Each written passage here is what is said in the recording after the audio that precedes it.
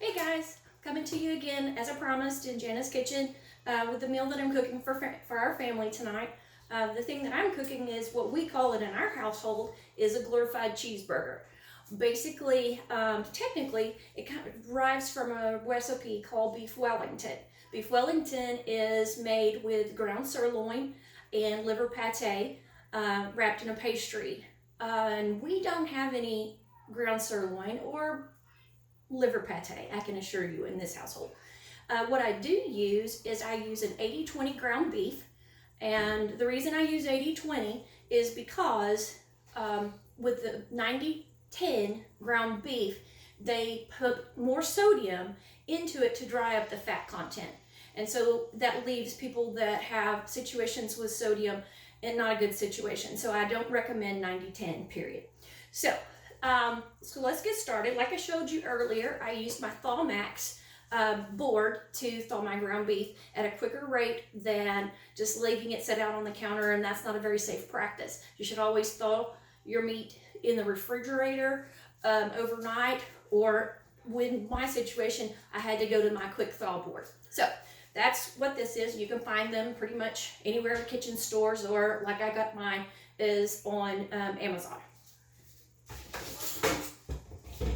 So what we're going to do tonight is we're going to make the glorified cheeseburgers that I like to refer to in our kitchen.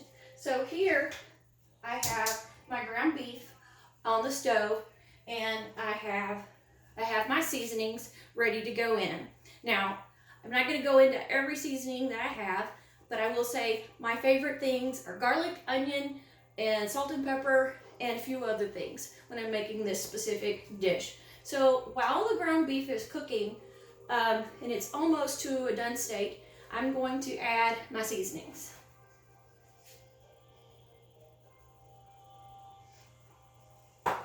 So while that's cooking, and I'm going to stir it around a bit so it covers everything.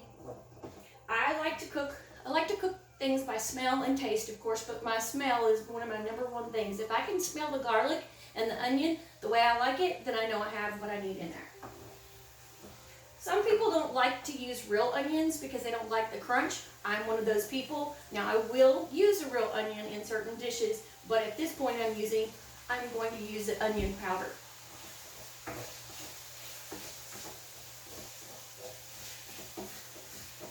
So my ground beef is done. And so what I'm going to do is I have little cheats that I do to drain the grease from my meat. And I usually use a colander. I love my colanders. I have all different sizes. And I drain them into a pan that's covered with foil. And that way I can just pull the foil out and throw away the grease once it hardens back up.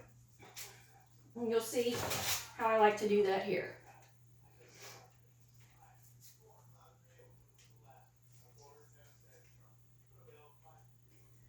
So since our ground beef is ready, I'm going to set that aside.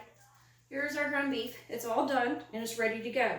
The one thing that I like to use, also you can make a homemade pastry, but if you're cheating on the regular contents of the meat, then you might as well cheat a little bit more and use puff pastry sheets. They're yummy, they're tasty, and they're easy, although you can make your own. So I have rolled out my pastry sheet here already on my little silicone mat. And what I'm going to do is I'm going to just take a little butter knife and I'm going to cut it down the center because I'm going to make 2 beef Wellingtons, glorified cheeseburgers, have it. And tonight I'm just using mild cheddar cheese. And so what we're going to do is we're going to take part of the puff pastry sheet, just like this, and I'm going to put it on my foil sheet that I already have ready. And I like to put cheese on the top, and then I will put the meat here on the bottom. I like a lot of cheese in mine. I mean, what a cheeseburger is not a cheeseburger without a lot of cheese, right? So then what I'm going to do is I'm going to take the beef Wellington's puff pastry sheet and I'm going to wrap it around the meat, and then I'm going to make a little pocket, fold it on each end, And then I'm going to flip it over just like that. So it kind of resembles a cheeseburger, see? So then I will go ahead and do the other one. So we're going to put my cheddar cheese in, and then I'm going to put my ground beef in, and then you have some left. You can make something else with it later. I like to always have it cooked around here anyway. You just add and make whatever you want. So we're going to put this in. We're going to fold it up like I did the other one. And we're going to flip it over.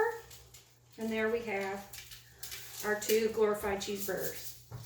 Now what I'm going to do is take some melted butter that I melted earlier in the microwave.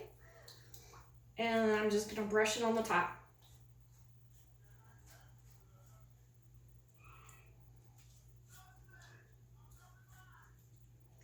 Once it comes out of the oven, I'll show you what it's going to look like. That's really pretty yummy. So we've got the butter on, and I've got a preheated oven of 400 degrees, and I'm just going to put it in the oven at this point.